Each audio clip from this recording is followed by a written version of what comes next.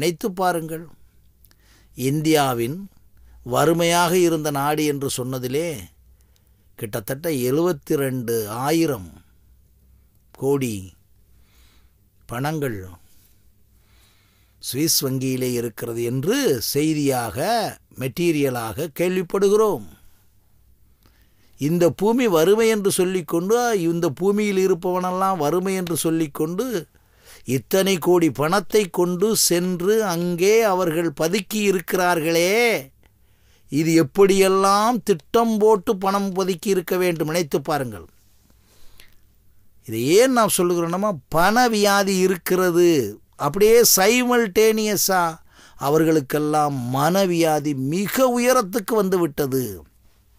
அந்த மனவியாதியை தீர்ப்பதற்குத்தான் வேதாந்தம் கூறுகிறது, எண்ணம் ஒடுங்கிப்போ, எண்ணம் அற்றுப்போ, எண்ணம் குறைந்து போ. ஏனென்றால் எண்ணம் தான் உன்னை கொள்ளும். மனம் போல் வாழ்வு, மனம் போல் வாழ்வு என்று சொன்னதெல்லாம் அதுதான்.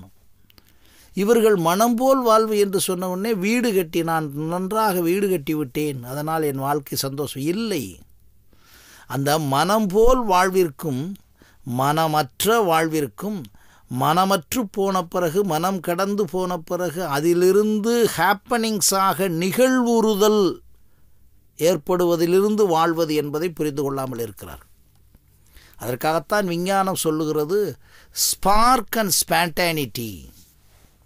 ஒரு விஷயத்தை பேசுவதில் பஞ்ச். ஒரு சாதாரண பாருங்கள், ஒரு திரைப்படம் பார்க்கிறீர்கள், என்ன சொல்லுகிறீர்கள்? பஞ்ச் டயலாக் இருக்கிறது. ஒரு சினிமா பாடலை கேட்கிறீர்கள், இந்த இடத்துல இந்த இடத்துல ஹைலைட் இருக்கிறது. ஒரு மியூசிக் கேட்கிறீர்கள், இந்த இடத்துல பாருங்கள், ஒரு இடத்துல அவ்வளோ ஹைலைட்டாக இருக்கிறது. ஒவ்வொன்றிற்குள்ளும் ஒரு ஸ்பார்க் இருக்கிறது, ஒவ்வொன்றிற்குள்ளும் ஒரு பஞ்ச் இருக்கிறது. எப்பொழுது அந்த பஞ்ச் ஸ்பார்க் வருகிறது? ஆஃப்டர். எந்த ஆஃப்டர்? அமைதியானதுக்கு பிறகு தான் பஞ்ச் வருகிறது. ஒரு மியூசிக் கேட்டுக்கொண்டே இருக்கிறீர்கள், அந்த இடத்துல ஒரு பஞ்சாகவே மியூசிக் கம்ப்ளீட்டாக பண்ணிட முடியாது. ஒரு காமெடி கேட்டுக்கொண்டே இருக்கிறீர்கள், எளிமையாக புரிந்து கொள்ளுங்கள். காமெடியில் முழுவதுமாக சிரித்து கொண்டே இருப்பதில்லை. ஒரு இடத்துல சிரிப்பீங்க, அப்புறம் கட் ஆகும், திருப்பி ஒரு இன்சிடெண்ட் அதில் காமிப்பாங்க, ஒரு டயலாக் வைப்பீங்க, ஒரு ஹைலைட் வரும். இதே மாதிரி தான் வாழ்க்கையில் எல்லாமே. சாப்பிட்டு கொண்டே இருப்பீங்க, ஒரு இடத்துல அது ரொம்ப டேஸ்ட்டாக இருக்கும். ஃபுல் டேஸ்ட்டிலே சாப்பிட முடியாது, அந்த டேஸ்ட் ஒரு இடத்துல நிற்கும், நல்ல உச்சக்கட்ட டேஸ்ட். அதே மாதிரி தான் காமம். ஒவ்வொரு விஷயத்திலும் ஒரு இடத்துல தான் பஞ்சு வரும். எல்லா இடத்துலையும் பஞ்சாக இருக்க முடியாது. எல்லா இடத்துலையும் பேசுபவர்கள், எழுதுபவர்கள், ஒரு கதை படித்து கொண்டு இருக்கிறீர்கள், அந்த இடத்துல பார்த்தீங்கன்னா இந்த இடத்துல ஒரு கோடு போடுவீங்க. ஆனால் திருக்குறளை கொஞ்சம் சிந்தித்து பாருங்கள். அந்த 1.25 அடியை எங்கன எடுத்தீங்கனாலும் பஞ்சு போயிடும். இந்த இடத்துல தான் நீங்கள் புரிந்து கொள்ள வேண்டும். அதே மாதிரி கம்பராமாயணத்தில் பார்க்கும்போது பாருங்கள், வெற்பெரும் தடந்தோல் வீர வீங்கு நீர் இலங்கை வெற்பில் நற்பெரும் தவத்தாழாய நங்கையை கண்டேன் அல்லேன் இப்பிறப்பென்பதென்றும் இரும்பொறை என்பதென்றும் கற்பனும் பெயரதென்றும் களிநடம் புரிய கொண்டேன். இந்த வரிகள்லாம் விழுந்திருக்கு பாருங்கள். கம்பர் எதை படித்தார்? இதை நாம் ஏன் சொல்லுகிறோம் என்றால், நீங்கள் எண்ணம் ஒடுங்கி அமைதியாக போகும்போது நீங்கள் மறுபடியும் புதிதாக பிறப்பெடுக்கிறீர்கள் என்பதைத்தான் உலகம் மாயை என்பது. இன்னொரு எண்ணத்தை இன்னொரு எண்ணத்தால் அழித்துவிட்டு அமைதியாவது. உலகம் மாயை என்று சொல்லவுடனே நேரடியாக உங்களுக்கு என்ன பொருள் கொள்கிறீர்கள் என்றால், உலகம் மாயை என்றால் எப்படி வருது? இல்லை. உணவு சாப்பிடுகிறீர்கள், ஒரே மாதிரி சாப்பிடுவதில்லையே. சாம்பார் சாப்பிடுகிறீர்கள், அப்புறம் ரசம் வாங்கி கொள்கிறீர்கள், அப்புறம் காய் சாப்பிடுகிறீர்கள், அதற்கு பிறகு அப்படி ஒவ்வொன்றாக வாருங்கள். அப்புறம் மோர், அப்புறம் மோருக்கு பிறகு அல்லது மோருக்கு முன்னால் பாயாசம், இப்படி ஒவ்வொன்றாகத்தானே உணவு. ஒரே சாம்பார் எத்தனை வருடம் சாப்பிடுவீர்கள்? நினைத்து பாருங்கள். இதில் என்ன நடக்கிறது என்பதை தீர்க்கமாக தெரிந்து கொள்ளுங்கள் நண்பர்களே.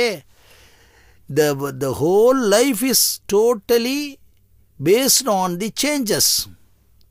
இதுதான் உண்மை. அப்போ ஒவ்வொரு வினாடியும் நாம் மாற்றங்களுக்கு இடையே வாழ்ந்து கொண்டிருக்கிறோம். அந்த மாற்றங்களுக்கு இடையே வாழும்போது ஒவ்வொரு மாற்றமும் ஒரு மனிதனை ஒவ்வொரு நொடியிலும் எலிவேட் பண்ணிக்கொண்டே இருக்கிறது. எப்படி இப்படி வாழ் என்று எலிவேட் பண்ணி கொண்டே இருக்கிறது. அந்த வாழ்வதற்காக வந்தது தான் இந்த விஞ்ஞானபூர்வமான உலகமே மாயை. இதை வேதாந்தத்தை காப்பாற்றுவதற்கு என்னை போன்றவர்களெல்லாம் ஒன்றும் செய்துவிட முடியாது. உலகம் அழியும் போதுதான் இது அழியும். எத்தனை நாத்திகம் வரட்டும் பேசுவார்கள். இது எதற்காக சொல்லப்பட்டது? நீங்கள் பேசுகிறீர்கள், கடவுள் இல்லை என்று நீங்கள் பேசுகிறீர்கள். ஏன் பேசுகிறீர்கள்? நீங்கள் உணர்ந்ததை பேசுகிறீர்கள். எப்படி இல்லை என்று சொல்ல முடியுமா நீங்கள்? அப்புறம் ஏன் உலகம் இயங்கிக் கொண்டிருக்கிறதே? இயற்கை என்று கூறிவிடுகிறீர்கள். உங்களுக்கும் தான் ஒரு கேள்வி. இயற்கை என்று கூறுவீர்கள். இயற்கை என்பது என்ன? மனிதனா? இல்லையே. மனிதன் நீயே இல்லையே. ஸோ இதனுடைய ஆழம் இருக்கிறதல்லவா? கடவுள் இல்லை என்று சாதாரணமாக பேசிவிடுகலாம். ஓகே, உலகம் இப்படி பூமி சுழன்று கொண்டு இருக்கிறது, இந்த சுழற்சியினுடைய ரகசியம் என்ன? இல்லை சார், அது ஒரு இயற்கை. அந்த இயற்கை. இப்போ மறுபடியும் நான் நாத்திகத்தை எதிர்க்கவில்லை. உண்மை அந்த இயற்கையோடு விட்டுவிடுங்கள். நீங்கள் சொல்லுகின்ற ஒரு கருத்திற்கு இவ்வளவு ஆழம் இருக்கிறது என்றால் வேதாந்தம் சொன்ன உண்மை எப்படி பொய்யாகும்? எப்படி பொய்யாகும்? என்ன இயேசு கிறிஸ்து என்ன வியாபாரமாக பண்ணினார்? எத்தனை ஆயிரம் விஷயங்களை செய்தார். நேற்று கூட ஒரு நண்பர் பேசி கொண்டிருந்தார். இயேசு கிறிஸ்து கையை வைத்து தொட்டால் அவருக்கு பூரண குணமாகிறது. இதே விஷயத்தை பதஞ்சலி சொல்லுகிறது. பதஞ்சலி யோக சூத்திராவில் எவனொருவன் உண்மையில் நிலைத்து தொடர்ந்து சத்தியத்தில் இருக்கிறானோ அவன் செயல் இல்லாமல் கூட இயேசு கிறிஸ்துவை தொட்டார். ஆனால் பதஞ்சலி என்ன சொல்லுகிறது என்றால், நீ தொடவே வேண்டாம், நினைத்தால் நடக்கிறது என்று ஒரு பதஞ்சலி யோக சூத்திரத்திலே சொல்லப்படுகிறது. இதை நீங்கள் ஆய்வு பண்ணணும். அப்படின்னா என்ன அர்த்தம்னா, இதில் என்ன விஞ்ஞானம் இருக்கிறது என்று புரிந்து கொள்ளுங்கள். இயேசு கிறிஸ்து தொட்டார், நடந்தது என்பதில்லை. என்ன உண்மை இருக்கிறது என்றால், இந்த உள்ளுக்குள்ளே கிளம்புகின்ற ஒரு சக்தியானது, என்ன சக்தி? உடம்பிலே இருக்கக்கூடிய சக்தியின் வடிவம். சக்தியின் வடிவம் தானே எல்லாவற்றையும் நிர்ணயிப்பது. மனித இயக்கம், உலக இயக்கம், உயிரின இயக்கம். சாதாரணமாக நமக்கு உடம்பிலே சக்தி இல்லை என்றால் ஒன்றை தூக்க முடியுமா? உடம்பு இருந்தால் தூக்கிட முடியுமா? அப்போ பிணமெல்லாம் தூக்க வேண்டும். பிணம் தூக்க முடியாது. பிணத்திற்குள்ளே இருக்கக்கூடிய, உடலுக்குள்ளே இருக்கக்கூடிய உறுப்புகள் சக்தியோடு இருக்க வேண்டுமே. நம்மளுடைய உடம்பிலே பாருங்கள், எல்லா உறுப்புகளும் சரியாக இருக்கும்.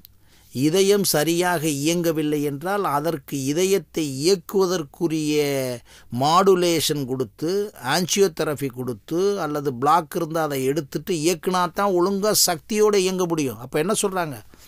நீங்கள் இதய வியாதி, அதனால் மேலே ஏறாதீர்கள். ஏனென்றால் ஏற முடியாது, செத்து போயிடுவீங்க நீங்கள்.